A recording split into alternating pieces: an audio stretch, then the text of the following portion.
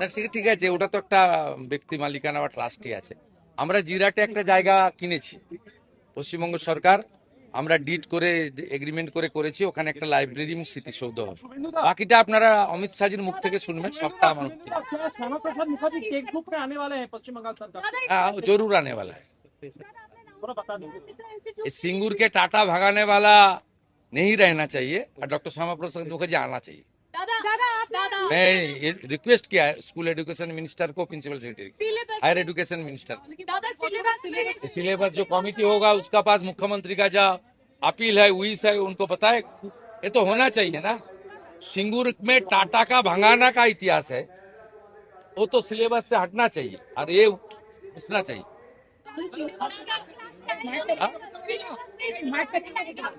बोल दिया ना?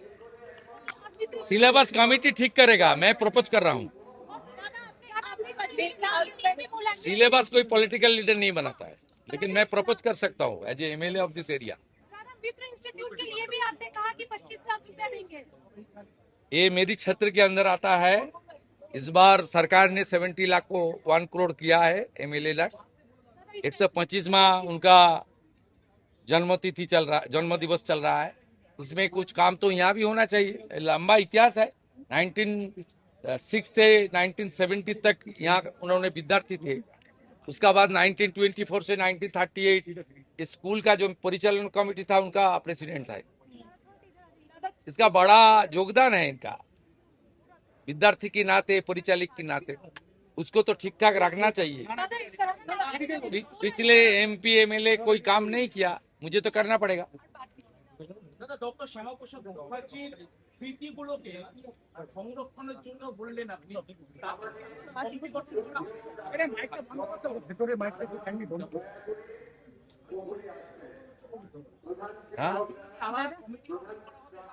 কমিটি অলরেডি হয়েছে, মুখ্যমন্ত্রী সভাপতি, চিফ সেক্রেটারি, মেম্বার সেক্রেটারি, গভর্নমেন্টের সাইড থেকে 10 জন আছে আর বাইরে থেকে 10 জনকে নেওয়া হয়েছে।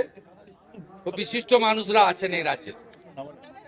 ওই কমিটি সারা বছর কাজ করবে এবং রাজ্য সরকার বাজেটে 200 কোটি টাকাও অ্যালট করেছে, লাগলে আরো টাকা দেওয়া, টাকাটা ফ্যাক্টর নয়। ওনার স্মৃতিকে করা হবে এবং প্রয়োজন হলে ঝাড়খণ্ড সরকারের সঙ্গে আমরা কথা বলবো, ওনার মধুপুরে যে স্মৃতি আছে সেটাতেও কিভাবে সংরক্ষণ করা যায়। দাদা বলছি ইউনিফর্মের না, আমি কালকেই ওনার বাবার সঙ্গে কথা বলেছি। ওনার বাবা বিচার চেয়েছেন। জঘন্যতম ঘটনা, সিট গঠন হয়েছে, পরিবারের পক্ষ থেকে 4 জনের বিরুদ্ধে অভিযোগ দেওয়া হয়েছিল, 2 জনকে গ্রেপ্তার করা হয়েছে, 3 জনকে ডিটেন্ট করা হয়েছে, যাদের সঙ্গে পলাতক 2 আসামির ফোনে কথোপকথন পেয়েছে পুলিশ। পুরো আইজির নেতৃত্বে পুলিশ, এসটিএফ সবাই কাজ করছেন। ওনার পরিবার যা যা চেয়েছেন সরকারের কাছে সেই কাজ সরকার করছে।